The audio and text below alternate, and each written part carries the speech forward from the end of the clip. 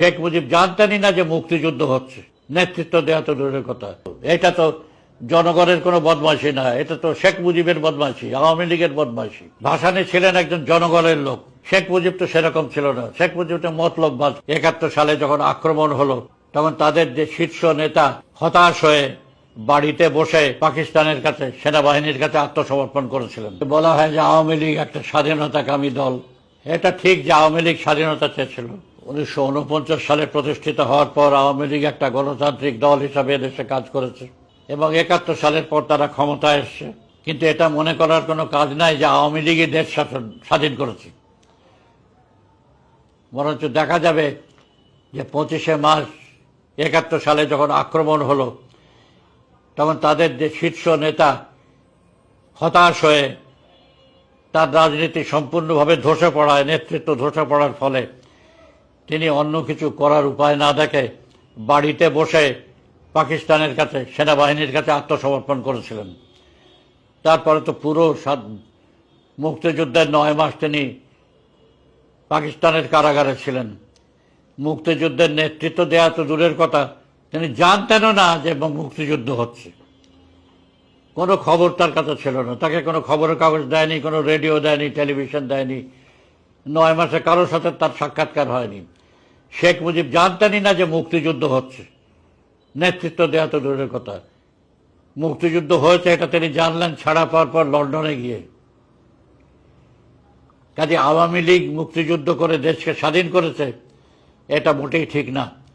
আওয়ামী লীগ এখান থেকে পালিয়ে গিয়ে ভারতের সহায়তায় সেখানে অস্থায়ী সরকার গঠন করেছে ইত্যাদি।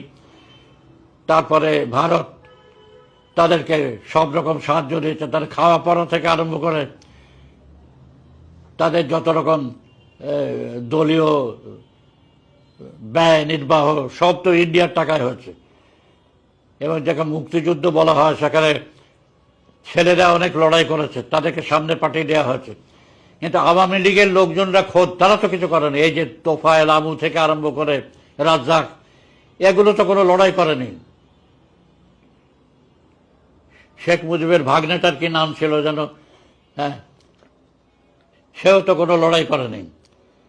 কিন্তু পরে বড় বড় নেতা হিসাবে তারা এবার লড়াই না করি ভারতের সাহায্যে। তাহলে আওয়ামী লীগ স্বাধীনতা কামনা করেছে আগে, যুদ্ধের আগে, কিন্তু তারপরে আওয়ামী লীগ দেশ শাসন স্বাধীন হওয়ার পর ক্ষমতায় এসছে। ক্ষমতায় আসার পর তাদের আসল চেহারা দেখা গেছে। একটা দল অনেক কিছু বলতে পারে, কিন্তু তাদের আসল চেহারা বোঝা যায় যখন তারা ক্ষমতায় আসে। শেখ মুজিবের ক্ষেত্রেও তাই ছিল।